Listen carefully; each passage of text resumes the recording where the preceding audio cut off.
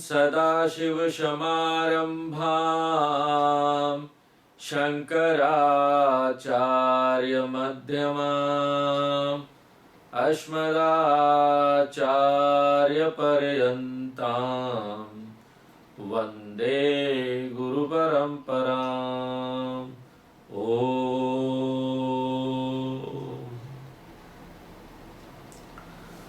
श्लोक नंबर 3 और 4 पढ़ते हैं।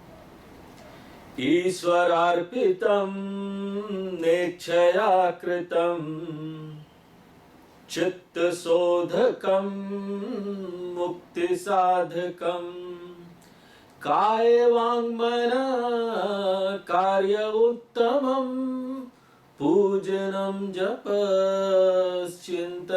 क्रमात्।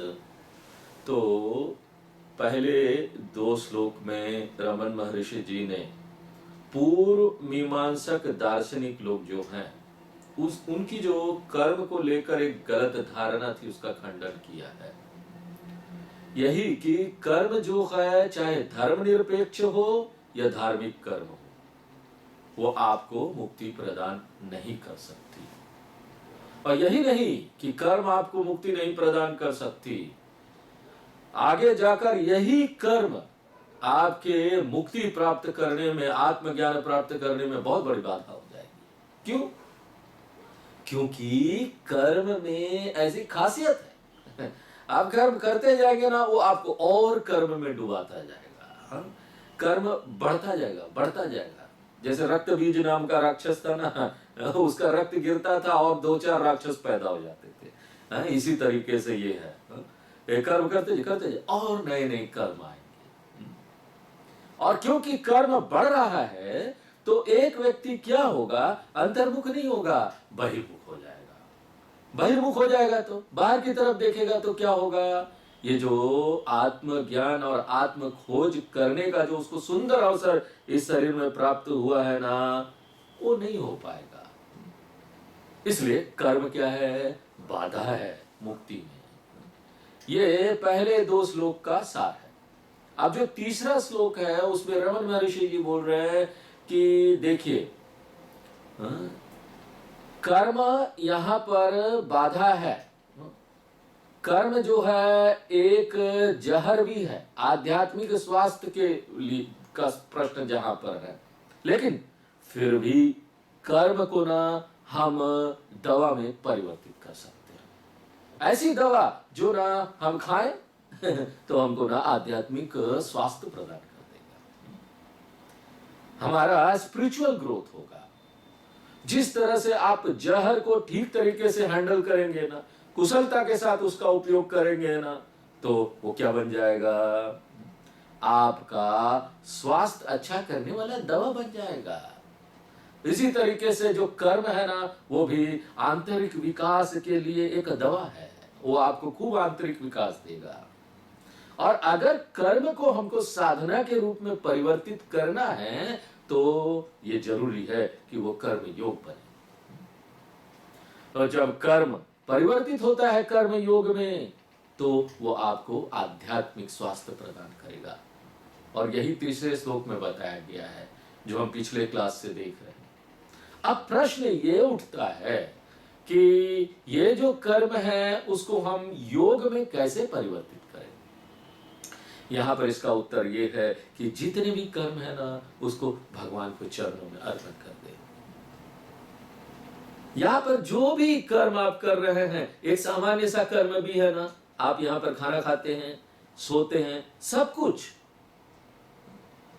आप यहां पर हमारे परंपरागत जो वेदों में नित्य कर्म बताए गए हैं ना, अगर उसको देखेंगे तो यहां पर जो आप ब्रश करते हैं ना दांतों को, उसको भी पूजा बना सकते हैं। कैसे, यहां पर ना दातुन होता है, पेड़ की टहनी, और दातुन लेके हम दांत धोते हैं, ब्रश करते हैं, तो उसमें एक प्रार्थना करते हैं, ये टहनी को लेकर, दांतों को ब्रश करने वाला जो ये टहनी हमने तोड़ा है उसको लेकर, और क्या प्रार्थना करते हैं, हे वनस्पति, जब आप मेरे दांतों के ये गंदगी को हटा रहे हो, धो रहे हो, तो साथ साथ ना मेरे मन में जो गंदगी पड़ा है ना उसको भी धो देना। हे वनस्पति, आपको नमस्कार है। यही नहीं कि आप मेरे दांतों के स्वास्थ्य को ठीक करो, ये है ना आप मेरे मन के स्वास्थ्य को भी ठीक कर दो। तो यहाँ पर दंत धावनम जो है ना वो भी योग में परिवर्तित हो गया, वो भी योग हो गया। उसी तरीके से जब आप यहाँ स्नान करते हैं तो उसको भी योग में परिवर्तित कर सकते हैं। उसी तरीके से रोज जो आप खाना खाते हैं उसको भी योग में परिवर्तित कर सकते हैं। शर्त क्या है? शर्त सिर्फ यही है कि आपको अपनी भावना में परिवर्तन करना पड़ेगा। और इस भावना को क्या बोलते हैं? ईश्वर अर्पण भावना। बाहर से कोई परिवर्तन नहीं है, आप कोई यहाँ कर्म अपना नहीं बदल रहे हैं।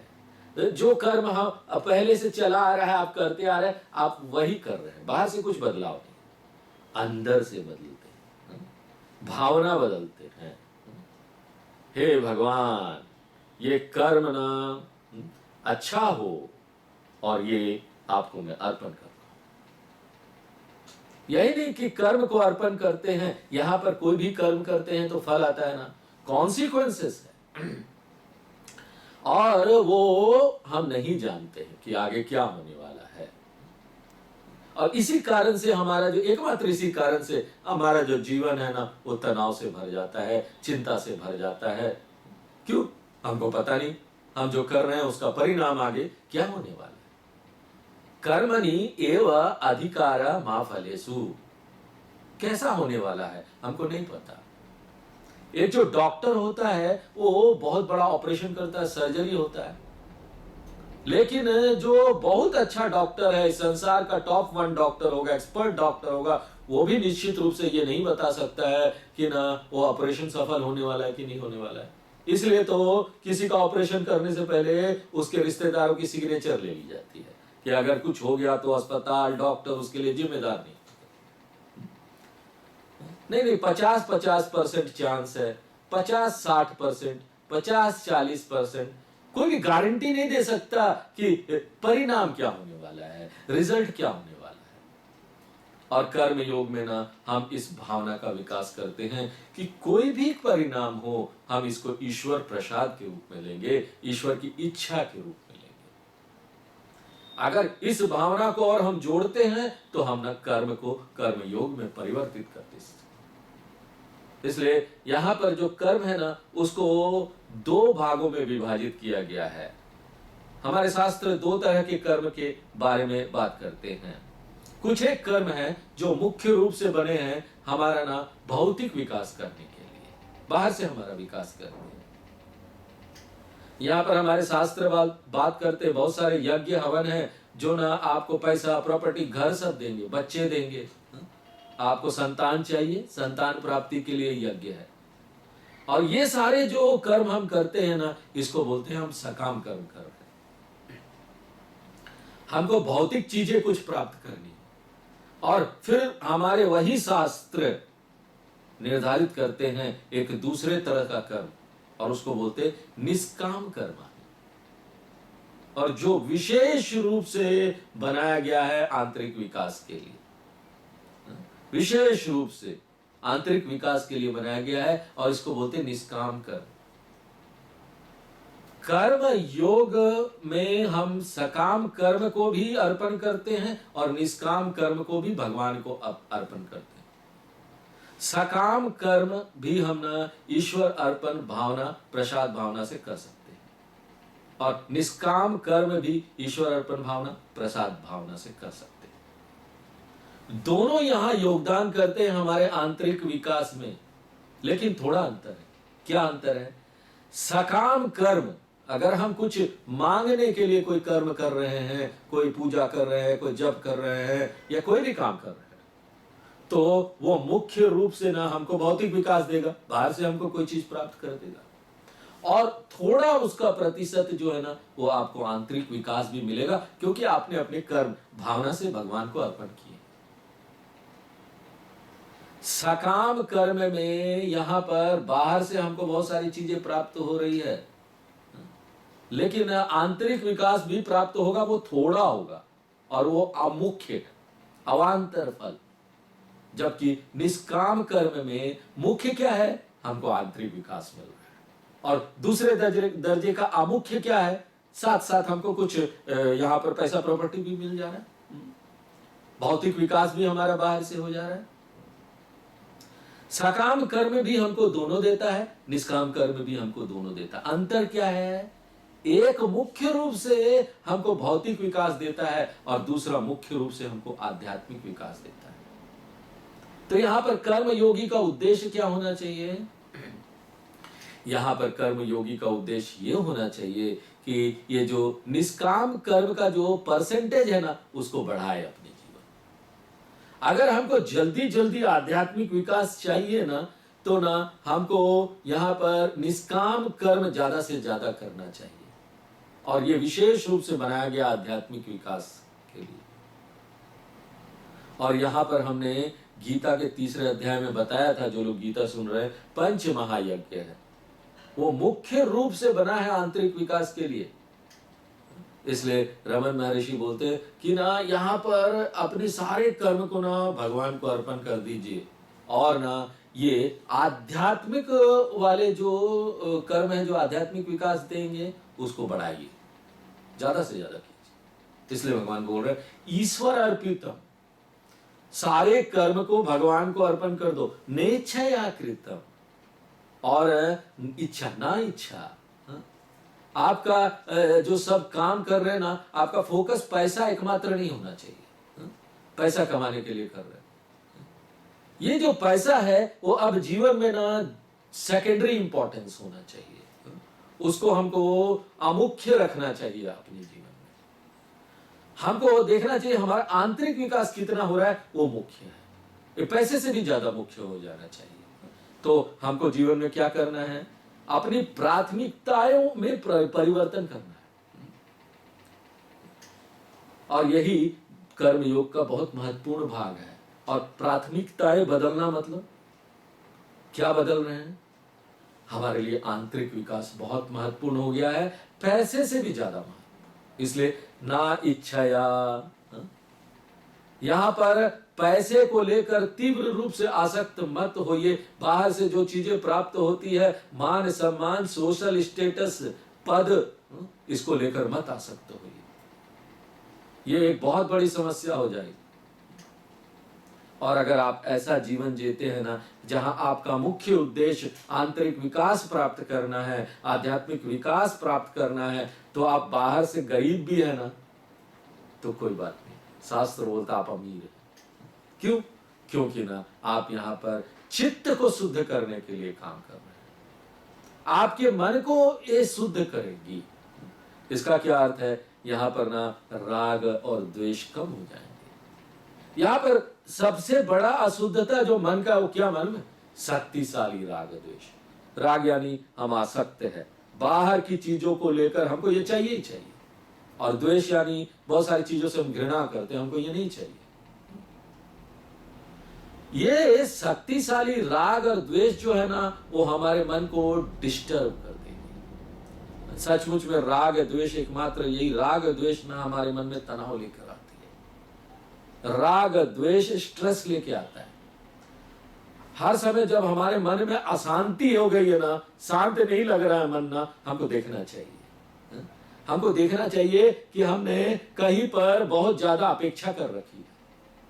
हमने सोचा था ये चीज होना चाहिए और वो हुआ नहीं। राग की समस्या है, हम कोई चीज सोचते हैं होगा और वो होता नहीं।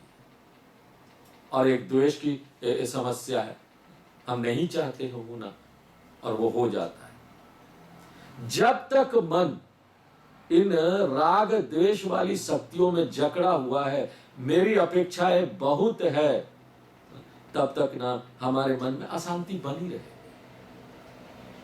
तो मन की शुद्धता से क्या अर्थ है? शांति, चित्त शोधकम। ये हमारे जीवन से राग द्वेष को समाप्त कर देगी या फिर उसको परिवर्तित कर देगी। राग द्वेष को किस तरह से परिवर्तित कर देगी? देखिए, पहले हमको राग होता था तो हमको क्या बोलते थे? नहीं, हमने ये बोला था ये होना चाहिए और तुमने किया नहीं। हमको ये पैसा चाहिए, चाहिए तो चाहिए। और द्वेष में हम ये बोलते हैं हमसे ये चीज दूर हो जाना चाहिए, ये नहीं रहना चाहिए, ये व्यक्ति मेरा अच्छा नहीं, इसको भगाओ, ये सामान हमको नहीं चाहिए, वस्तु नहीं चाहिए। तो ये जो चाहिए ही चाहिए है ना, इसकी जगह पर अब हम क्या कर देंगे, है तो ठीक है, नहीं भी है तो ठीक है। अंग्रेजी में बोलते हैं प्रेफरेंसेस, अपने जीवन में प्रेफरेंसेस ले आएंगे। अगर हमको कोई चीज खाने का पसंद है, हमको बहुत अच्छी बात है, सबका अपना पसंद नापसंद होता है, लेकिन आसक्त नहीं होना चाहिए। नहीं मिले तो अशांति आ गई, मिल गया तो ठीक है, बहुत अच्छा, हमको जो पसंद था मिल गया, नहीं मिला तो मन कुछ अशांत नहीं होता। हमको ऐसा परिवर्तित कर दे, है तो ठीक है, फाइन, उपलब्ध है, नहीं है तो कोई बात नहीं। लेकिन अगर आप बोलेंगे हमको चाहिए चाहिए, तब जाकर वहां पर ना मन क्या होता है ना, असहिष्णु हो जाता है, सह नहीं पाता। उसके बाद मन क्या होता है आगे, चिड़चिड़ा हो जाता है। और ये जो चिड़चिड़ापन है ना मन का, ये चला जाता है तो क्या होता है, अनायास। एक महत्वपूर्ण मूल्य है जीवन का, मन का विश्राम। हम क्यों बोलते हैं मन शांत होना चाहिए, विश्राम होना चाहिए? क्योंकि आपको गूढ़ वेदांत का अध्ययन करना है, उपदेश सार, उसके लिए एक शांत मन चाहिए, नहीं तो समझ में नहीं आएगा। और सिर्फ वेदांत का अध्ययन क्यों, कोई भी अध्ययन आप कर रहे हैं ना, उसके लिए एक शांत मन चाहिए। और एक बार मन शुद्ध हो गया ना, राग द्वेष खत्म हो गया, तो क्या होगा, वो मुक्ति साधक, वही आपको मुक्ति को बढ़ाने वाला हो जाएगा। साधकम, मुक्ति के लिए साधन हो जाएगा। तो यहां पर ना हर एक कर्म जो योग रूप में है, वो क्या है, मुक्ति साधकम है, मुक्ति के लिए साधना हो जाती है। हम यहां ये नहीं बोल रहे हैं, बहुत केयरफुल रहिए, सावधान रहिए, हम ये नहीं बोल रहे हैं कि कर्म आपको मोक्ष देगा, लेकिन कर्म आपको मोक्ष के लिए आगे ले जाएगा, तैयार कर देगा आपके मन को। तो ये जो अगला श्लोक है वो हमने पढ़ लिया था, हम इसका अर्थ देखते हैं। हम यहां बोलते हैं कि कर्म दो तरह का है, एक जो आपको भौतिक लाभ प्रदान करेगा, एक जो आपको ना आध्यात्मिक लाभ प्रदान करेगा। अब रमन महर्षि जी बताते हैं कि कौन कौन से कर्म हैं जो हमको आध्यात्मिक लाभ प्रदान करेंगे और जो मुख्य रूप से हमको भौतिक लाभ नहीं प्रदान करेंगे। ये भौतिक लाभ के लिए नहीं बना है, ये विशेष रूप से बना है आपके आध्यात्मिक लाभ के लिए, जो दिखाई नहीं देता। देखिए, भौतिक लाभ दिखाई देता है, आपके कंपनी में पहले 10% प्रॉफिट हो रहा था, अगले साल 20% प्रॉफिट होता है, वो दिखाई देता है। आप यहां पर आपके पास पहले कार नहीं था, अभी कार आ गया, तो दिखाई देता है ना। पहले एक कार था, अभी 2 कार हो गया। पहले मारुति आल्टो था, अभी BMW land cruiser, land rover हो गया। तो जो भी भौतिक विकास होता है ना, वो यहां पर आपको दिखाई देता है, लेकिन आंतरिक विकास क्या है, वो दिखाई नहीं देता है। लोग पहचान नहीं पाते आंतरिक विकास को। क्यों? इसके लिए एक संवेदनशील मन चाहिए।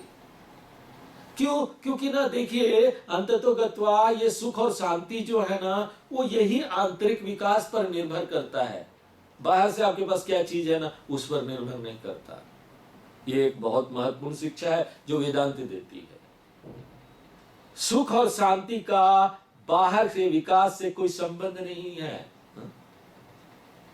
आपको बाहर से कोई चीज मिल जाती है ना, वो आपको क्या देगा, थोड़ा सुविधा दे देगा ना। सुविधा इज नॉट इक्वल टू सुख एंड शांति। सुविधा भले आपको मिल जाए, आपको सुख शांति नहीं मिलेगी। बाहर का विकास आपको सुविधा दे देता है। हमको सुविधा मिल गई, 3-4 कमरे का मकान मिल गया, अच्छी चीजें मिल गई, गाड़ी मिल गई, कार मिल गया, सुविधा हो गया ना। मन शांत कभी नहीं होता। आंतरिक विकास आपको मन की शांति प्रदान करेगा। तो यहां पर आपको चुनना है। हाँ, अगर आपके पास दोनों है तो और अद्भुत बात है, पैसे भी, गाड़ी भी, घर भी, मन की शांति भी, वाह क्या बात हो।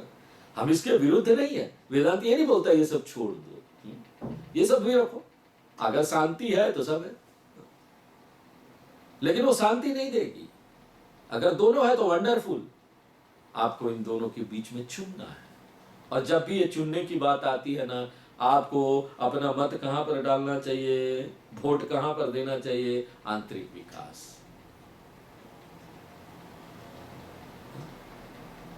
बिना आंतरिक विकास के खाली आपका बहुत भौतिक विकास हुआ है तो ना आप सुविधाजनक रूप से दुखी रहेंगे।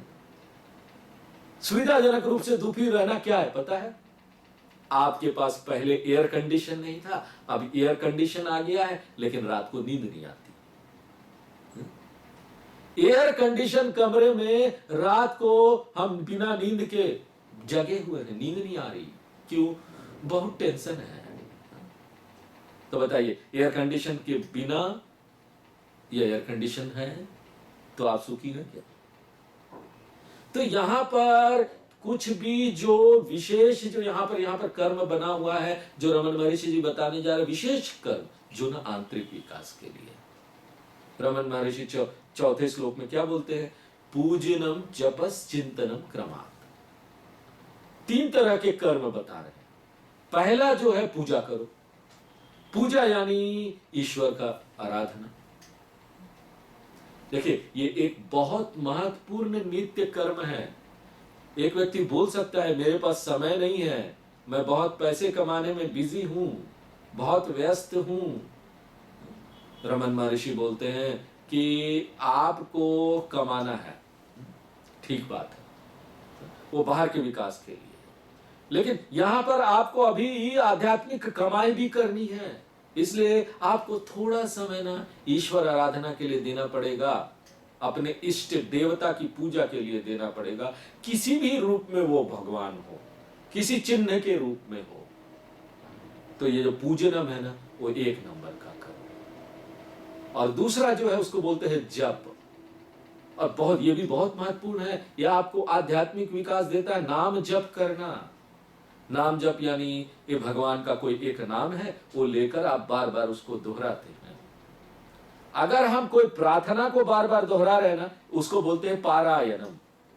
लेकिन किसी एक शब्द का जप बार बार दोहराते हैं उसको, तो उसको जप बोलते हैं। बार बार उसको रिपीट करना, दोहराना, 108 बार, 1008 बार, 64 बार, 32 बार, 11 बार, 5 बार, कम से कम 3 बार। तो नाम आवृत्ति जप। कृष्ण भगवान भगवत गीता में बोलेंगे, जितने भी प्रकार के यज्ञ और पूजा है, उसमें से जो जप यज्ञ है ना, बहुत महान है, क्योंकि उसमें कोई पैसा नहीं खर्च होता। इसलिए शास्त्र बोलते हैं नाम जप में आपको कुछ भी खर्चा नहीं करना, आपको थोड़ा सा समय देना। इसलिए जप जो है वो दूसरा है। और तीसरा क्या है? चिंतनम। चिंतनम यानी इष्ट देवता का ध्यान करना। अपना देवता का एक रूप जो है, उस रूप को देखकर ध्यान करना। इष्ट देवता ध्यानम, दूसरे शब्दों में उपासना भी बोलते हैं इसको। और अगर आप ये 3 कर्मों को लें तो ये ना तीनों अलग अलग अंगों द्वारा किया जाता है। पूजन जो है, पूजन वो कायिक कर्म है, हम शरीर से करते हैं। ये जो फिजिकल बॉडी है, इससे हम पूजा का अगरबत्ती दिखाते सब करते हैं ना, हाथ पांव चाहिए, इसलिए इसको कायिक कर्म बोलते हैं। कायिकम कर्म, शरीर से किया हुआ कर्म। जप कैसे करते हैं हम? जप हम मुंह से करते हैं, वाणी से, इसलिए इसको क्या बोलते हैं? वाक कर्म। वाक यानी यहां वाणी से हम कर रहे हैं, शरीर उसमें नहीं है, शरीर से हम कुछ नहीं करते हैं, वाणी से, मुंह खाली उसमें है। और तीसरा जो है मानस कार्य। इष्ट देवता का जब हम ध्यान करते हैं, इष्ट देवता का, वो मन से करते हैं ना, बैठे हुए मन से कर रहे हैं, ना मुंह चलता है ना शरीर हिलता है, सिर्फ ध्यान कर रहे हैं। इसलिए रमन महर्षि जी क्या बोलते हैं? काय वांग मनः कार्यम पूजनम जपस चिंतनम क्रमात्। क्रमात् यानी क्रम से ये है। इसलिए काय पूजनम, इसको जोड़ दीजिए, काय वांग मन जप चिंतन, पूजनम जप चिंतन। तो जब वहां पर बोलते हैं काय, तो उसको यहां पर पूजा से जोड़ दीजिए, और जो वाक है उसको आप जप से जोड़ दीजिए, और मन जो है वो चिंतनम से जोड़ दीजिए, क्रमात, रेस्पेक्टिवली, इसी क्रम से। तो ये 3 कर्मों की महानता क्या है? उत्तमम, ये उत्तम है। क्यों उत्तम है? ये स्पेशली ये आपको ना आध्यात्मिक विकास देगा और कुछ नहीं। यहां पर आप बाहर से कुछ नहीं दिखाई देगा आपको कि ना आपका बाहर से बहुत बढ़त हो गया, आपको बहुत कुछ बाहर से मिल जा रहा है। फिजिकल रिजल्ट यहां कुछ नहीं है। ये 3 कर्म का उद्देश्य आपको ये सारी चीजें प्रदान नहीं करना है। इसलिए हम जब पूजा करते हैं कोई भी तो संकल्प करते हैं ना, ममोपात्य समस्त दुरितक्षय द्वारा श्री परमेश्वर प्रीत्यर्थम। दुरितम यानी राग द्वेष प्रतिबंध। हे भगवान, मेरा जो ये शक्तिशाली राग द्वेष है ना, वो दूर कर दीजिए। ईश्वर के प्रेम के लिए मैं ये कर रहा हूं और कुछ नहीं चाहिए मुझे। इसलिए उत्तमम का अर्थ है ये ना आपके कर्म को शुद्ध बना देते हैं। कर्म को शुद्धता प्रदान करने वाले सात्विक कर्म में बदल देते हैं। और अब रमन महर्षि जी एक एक जो ये कर्म है उसका विस्तार से यहाँ पर हमको बताएंगे। पूजा नाम जप, पूजा क्या है, जप क्या है, ये चिंतन क्या है। तो आगे 5वां और 6वां श्लोक हम लोग पढ़ते हैं। जगत ईसधी युक्त सेवनम अष्टमु, पढ़िए। जगत ईषधी युक्त सेवनम अष्टमूर्ति हृद देव पूजनम अष्टमूर्ति देव पूजनम उत्तमस्तवादुच्च मंदतः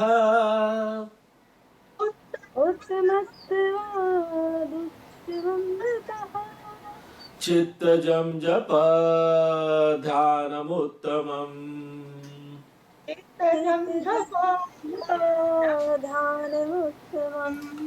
तो 5वें श्लोक में ना पूजा के बारे में यहाँ बता रहे हैं रमन महर्षि जी, जो कि कायिक कर्म है। कायिक यानी काया से, शरीर से किया जाता है। और 6वें श्लोक में जप के बारे में बता रहे हैं, जो कि वाचिक कर्म है, वाणी से किया जाता है। पूजा पहले दर्जे का हम पूजा करते हैं और बाद में उसी पूजा को और एक्सपांड करते, उसका बढ़त करते हैं दूसरे दर्जे में। पहला दर्जा, दूसरा दर्जा, तब जाकर जब हम दूसरे दर्जे में आते हैं ना, तो हमको ना पूरा जो लाभ है चित्त शुद्धि का वो प्राप्त होता है। पहले दर्जे का जो पूजा है ना, वो विधिवत हम पूजा करते हैं, विधिवत। एक समय हम विशेष रूप से देते हैं पूजा करने के लिए। भगवान का फोटो सामने रखते हैं, इष्ट देवता का, किसी भी रूप में हो, शंकर भगवान हो, राम जी हो, देवी माता हो, विष्णु भगवान हो, हम पूजा करते हैं। यहाँ पर 16 उपचार पूजा होता है। अगर हम वो जानते हैं क्या तरीका है पूजा का तो बहुत अच्छा है। अगर हम नहीं भी जानते हैं पूजा करना, तो हम एक अगरबत्ती जला सकते हैं, फूल रख सकते हैं, नैवेद्य फल वगैरह रख सकते हैं, दीप का आराधना कर सकते हैं, नमस्कार कर सकते हैं। और यहाँ पूजा सीखना होना तो कोई ऐसा नहीं है कि सीखा नहीं जा सकता। यहाँ पर हम एक पूजा का तरीका यहाँ सीख सकते हैं। बहुत सारी किताबें हैं। अगर हम सीखना चाहते हैं विस्तार वाला पूजा, वो भी सीख सकते हैं। यहाँ पर इंटरनेट में आजकल ढूंढेंगे ना, तो गूगल बाबा आपको सब बता देंगे। पूजा करने का तरीका भी हो। अब पुराना जमाना तो रह नहीं गया। दूसरी बात है, यहाँ आचार्यों ने कई किताबें लिखी है। स्वामी दयानंद जी का जो आश्रम है आर्ष विद्या, उनके आचार्य ने कई सारी किताबें लिखी है, जिसमें स्तोत्र है, पूजा की विधि है, कैसे पूजा करना चाहिए। तो हम किताब से भी ये सीख सकते हैं। विस्तार से पूजा करना, शिव पंचायत पूजा, रुद्राभिषेक करना, ये सारी चीजें हैं। लेकिन अगर कोई विस्तार से पूजा नहीं कर सकता, नहीं जानता है, तो आसान वाला पूजा कर सकता है। ये हो गया ग्रेड 1 पूजा, पहले दर्जे का पूजा। ये आध्यात्मिक विकास के लिए है। साथ साथ क्या करता है पता है? ऐसा पूजा करने से ना हमारे चारों तरफ, हमारे घर में भी, हमारे परिवार के चारों तरफ एक रक्षा कवच बन जाता है। लोग अक्सर पूछते हैं, स्वामी जी यहाँ पर कोई काली जादू, काली शक्तियां हैं क्या? काली तांत्रिक शक्तियां इस दुनिया में, काला जादू? बहुत सारे लोग ये प्रश्न पूछते हैं। हम जो अच्छी शक्तियां हैं उसके बारे में नहीं पूछते, उसके बारे में जानते नहीं है। ज्यादातर हमारे मन में क्या आएगा? काला जादू कुछ है क्या? तांत्रिक शक्तियां? शास्त्र बोलते हैं अगर रोज सुबह का शुरुआत आप ईश्वर की आराधना से करेंगे तो वो जो पूजा आप करते हैं आपके घर और परिवार के चारों तरफ एक कवच बना देता है, रक्षा कवच। अगर कोई इस तरह की विपरीत शक्तियां, काला जादू भी है ना, वो आपके घर में और परिवार में काम नहीं करेगा। यहाँ पर लोग बोलते हैं, देखिए यहाँ पर लोग हमसे जलते हैं, हमारे घर में लोगों को जलन होता है, हमारी महानता को लेकर जलन होता है। अब महान है कि नहीं दूसरी बात है हाँ, लेकिन हम चिंतित रहते हैं कि दूसरे लोग हमसे जले ना। शास्त्र बोलते हैं कि रोज का शुरुआत अगर हम ऐसे करेंगे पूजा से ना, वो जितने भी नकारात्मक शक्तियां हैं ना वो भगा देगा और आपको और आपके परिवार के सदस्यों को वो छू भी नहीं पाएगा। इसलिए ये हमारे अपने निजी विकास के लिए भी अच्छा है, सिर्फ परिवार की रक्षा के लिए नहीं, आंतरिक विकास भी हमको अपना पर्सनल निजी रूप से दे। और साथ साथ हम क्या कर रहे हैं, पूजा कर रहे हैं तो अपने घर में जो छोटे छोटे बच्चे हैं ना उसको अपनी संस्कृति सिखा रहे हैं, अगली पीढ़ी को हम सिखा रहे हैं। क्योंकि हम जो करेंगे बच्चे वही करेंगे ना। अगर पिताजी सुबह उठ के पूजा करता है तो बच्चा भी करेगा। अगर पिताजी सुबह उठते हैं और सिगरेट हाथ में ले लेते हैं तो बच्चा भी ना बिना कुछ सिखाए वो सीख जाएगा। क्योंकि नियम क्या है, संसार का क्या नियम? कृष्ण भगवान गीता में बोलते यद यद आचरति श्रेष्ठ तत्तदेवेतरो जनः। यहां पर मां बाप जो करेंगे बच्चा वो सीखेगा। इसलिए अगर हम यहां पर बहुत आगे बढ़े हुए आध्यात्मिक साधक है ना, हमको पूजा नहीं चाहिए ना, फिर भी अगर हम गृहस्थ में घर में हैं तो थोड़ा पूजा कीजिए, आगे आने वाली पीढ़ी के लिए एक उदाहरण बनने के लिए। यह एक बहुत महत्वपूर्ण वैदिक परंपरा है। सुबह उठ जाना, रोज रोज पूजा करना बहुत बहुत उपयोगी है। और आप जानते हैं हमारी जितनी भी पूजाएं हैं उसका समापन किसके साथ होता है? सर्वे भवन्तु सुखिनः सर्वे सन्तु निरामया। हम सभी लोगों का अच्छाई मांगते हैं, पूरी दुनिया का सब लोग स्वस्थ रहे, सब लोग सुखी रहे। देखिए हम ना यहाँ जा जाकर ना सबकी सेवा नहीं कर सकते। दुनिया में बहुत पीड़ित लोग हैं, आपके पास इतनी शक्ति है सबकी सेवा करने की शक्ति है? सब दुनिया में इतने जो दुखी लोग हैं सबका दुख दूर करने की शक्ति है? नहीं है। हम नहीं जा जाके कर सकते। लेकिन हम यहाँ घर में बैठे बैठे ये एक दो लाइन का प्रार्थना कर सकते हैं कि दुनिया में शांति हो, सुखी हो, कोई दुखी ना हो। और ये भी निश्चित रूप से पूरे ब्रह्मांड की प्रार्थना में ये आपका योगदान होता है। इसलिए ये पहले दर्जे का जो पूजा है ना ये अनिवार्य है। अब उसके बाद रमन महर्षि जी बोलते हैं कि अब आगे हमको दूसरे दर्जे का पूजा में जाना चाहिए। दूसरे दर्जे का पूजा क्या है? आगे बढ़ना चाहिए, वहां रुकना नहीं चाहिए। अभी तो हम देखते हैं कि भगवान एक मेरे सामने एक मूर्ति में है, कृष्ण भगवान बांसुरी बजाने सामने खड़े हैं। वो दर्जे एक पहले दर्जे का पूजा, हम अभी पहले दर्जे में, पहले श्रेणी में। हमारे सामने भगवान है, एक मूर्ति है, हम उसकी पूजा करते, कोई भी चिन्ह है नहीं। वो भगवान बहुत छोटे हो जाते हैं हमारे लिए। हम पूरा घर में भी नहीं है, छोटा सा पूजा का जगह बनाते वहां पर है। अब भगवान यहां पर क्या है? शास्त्र बोलते हैं भगवान इतने छोटे नहीं है। भगवान कोई व्यक्ति नहीं है जो 5 फुटा है, 6 फुटा है। भगवान पूरी सृष्टि है।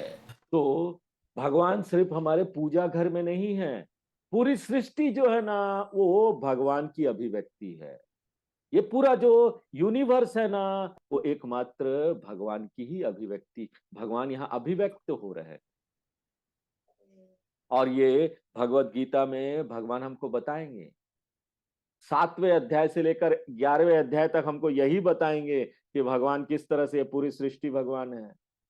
विश्व रूप दर्शन योग, विभूति योग। धीरे धीरे करके भगवान शिक्षा देते हैं। पहले शुरू में कर्म योग अपने बारे में बताते हैं, फिर धीरे धीरे पूरा संसार क्या है उसके बारे में थोड़ा थोड़ा करके बताते हैं, आगे बढ़ते हैं और इस बात को स्थापित कर देते हैं कि यहाँ पर ना कोई दुनिया नहीं है, भगवान के अलावा कोई दुनिया नहीं है। इसलिए ना जब हम पहला पूजा भी करते हैं ना पहले दर्जे का, उसमें भी भगवान का वर्णन दो तरीके से किया जाता है। अगर हम यहाँ पर विष्णु सहस्त्र नाम लेंगे तो हम यहाँ पर क्या है, मेघ श्यामम पीत कौशेय वाशम श्रीवत्संगम। भगवान को हम एक व्यक्ति के रूप में बोल रहे हैं और ये देख रहे हैं कि भगवान वैकुंठ में है। क्षीरोदन्वत प्रदेश, क्षीरोदन्वत प्रदेश का क्या अर्थ है, वैकुंठ में। क्षीर समुद्रम, ये समुद्र, दूध का समुद्र। लेकिन फिर वही विष्णु सहस्त्र नाम श्लोक में आगे जब हम जाते हैं तो एक ध्यान श्लोक है, उसमें क्या बोलते हैं, भूपादो यस्य नाभिर्वियद सुर नीलश्चंद्र सूर्यो च नेत्रे कर्णवाशा शिरोदयोर्मुखमपि दहनो यस्य वास्तेयमब्धि। यहाँ पर सचमुच में भगवान जो है ना वो वैकुंठ में भी नहीं है और कैलाश मानसरोवर में भी नहीं है, बद्रीनाथ रामेश्वरम, ये तो पूरा सृष्टि में है। कैलाश मानसरोवर में भी है, बद्रीनाथ में भी, रामेश्वरम में भी, बाकी जगह भी है, हर जगह है, सृष्टि में है। भूपादौ, ये जो भूमि है ना वो भगवान का पांव है। यस्य नाभिर्वियद, ये जो पूरा जो आकाश है ना वो भगवान का क्या है, नाभि। आसु अनिहिल, ये जो पूरा जो यहाँ हवा चल रहा है ना वो भगवान की सांसें हैं। चंद्र सूर्यो च नेत्रे, और ये जो सूर्य और चंद्र है ना वो भगवान की आंखें हैं। कर्णौ आशा, ये जो दसों दिशाएं है ना, आशा का अर्थ है दिशाएं, वो भगवान का कान है। क्षीरोद्वयो, यहाँ पर जो स्वर्ग है ना वो भगवान का सिर है। मुखम अपि दहन, मुंह जो है ना वो अग्नि, यो सबको खा जाता है, मृत्यु के समय सब नष्ट होने वाली चीज चले जाती है। मुखम अपि दहना यस्य वास्तेयम अब्धि, ये जो पूरा समुद्र है ना ये भगवान का नीचे वाला पेट भाग है। अंतस्थम यस्य विश्वम सुर नर खग गो भोगी गंधर्व दैत्य, यहाँ जितने भी जीव राशि है ना वो भगवान के पेट में, कीटाणु, पेट में सब बैक्टीरिया चलता है वो है, ये सब भगवान के अंदर है। चित्रम रम रम्यते तम त्रिभुवन वपुषम विष्णु मीशम नमामि। इसलिए ये जो दूसरे दर्जे का पूजा है ना उसमें हम सीखते हैं किस तरह से ना पूरी सृष्टि को भगवान के रूप में देखते। यहाँ पर 8 जो है भगवान का पक्ष, वो क्या है, 8 चीजें बता रहे हैं। ये हमने दक्षिणामूर्ति स्तोत्र में पढ़ा है और देखा भी था इसका जब प्रवचन हुआ। 9वें श्लोक, भूरम भाष्य नलो नीलो अंबर महर नाथो हिमांशु पुमान इत्याभाति चराचरात्मकमिदं यस्यैव मूर्ति अष्टकम। मूर्ति अष्टकम, 8 मूर्ति, क्या है 8 मूर्ति, उसी को रमन महर्षि जी यहां बोल रहे हैं, क्या, अष्टमूर्ति भृद देव पूजनम। यहां पर ये 8 है, इसके रूप में हमको भगवान का पूजा करना चाहिए। और वो क्या है, 5 तो महाभूत है, ये 5 भगवान के रूप है।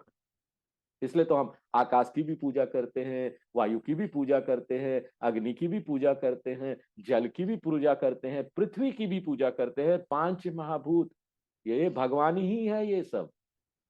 उसके बाद सूर्य, सूर्य सभी तारों का प्रतिनिधित्व करता है, आकाश गंगा का प्रतिनिधित्व करता है। उसके बाद चंद्र, चंद्र सभी ग्रहों का प्रतिनिधित्व करता है, उपग्रहों का प्रतिनिधित्व करता है। यहां पर देखिए चंद्रमा का अपना प्रकाश नहीं है। उसी तरीके से जो यहाँ पर तारे हैं, उसका अपना प्रकाश है। यहाँ पर आकाश गंगा है, अपना प्रकाश। और ग्रह और उपग्रह जो है उसका अपना प्रकाश नहीं है, इसलिए चंद्रमा उसको उसका प्रतिनिधित्व करती है, क्योंकि चंद्रमा का अपना प्रकाश नहीं। और ये सब क्या है? ये सब ना जड़, ये जो चंद्र, ये जड़ भाग है पूरी सृष्टि का। पंचभूत जो है वो जड़ है। ये जो आकाश गंगा है वो जड़ है। ये जो ग्रह है, उपग्रह है, ये भी जड़ है।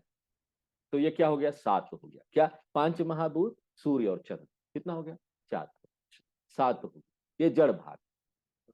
अब जो 8वां भाग है, जो सभी जीव को प्रतिनिधित्व करता है, पुमान, दक्षिणान मूर्ति स्तोत्रम में जीव को पुमान बोला गया है।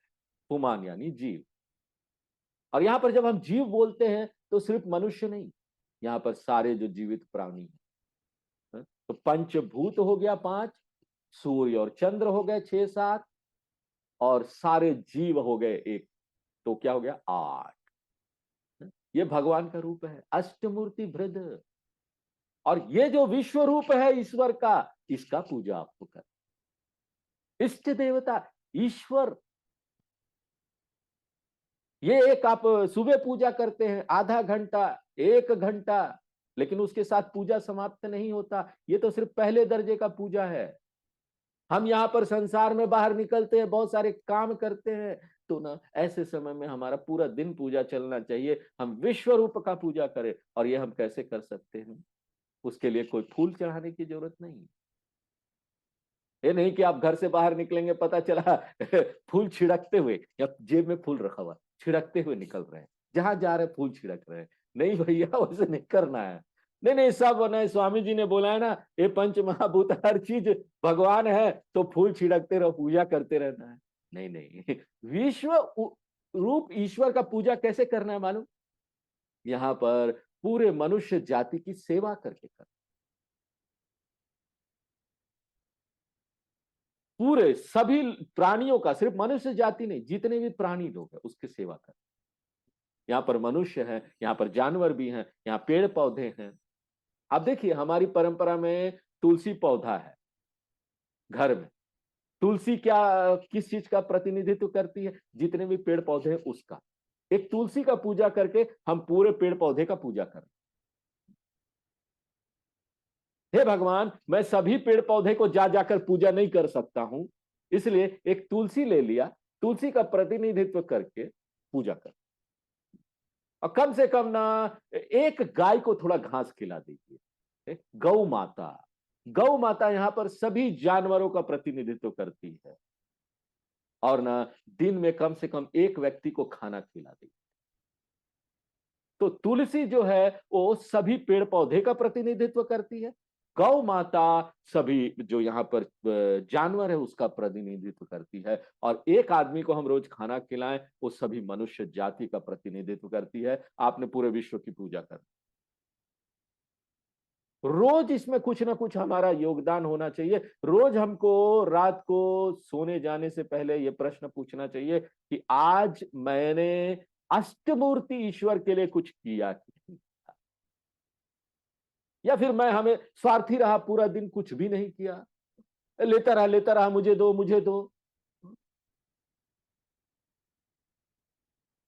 और मेरा जो चेतना है ना, वो मुझे बोलना चाहिए हर दिन कि मैं आज संतुष्ट हूं, आज मैंने कुछ तो किया यस अष्टमूर्ति ईश्वर की पूजा के लिए।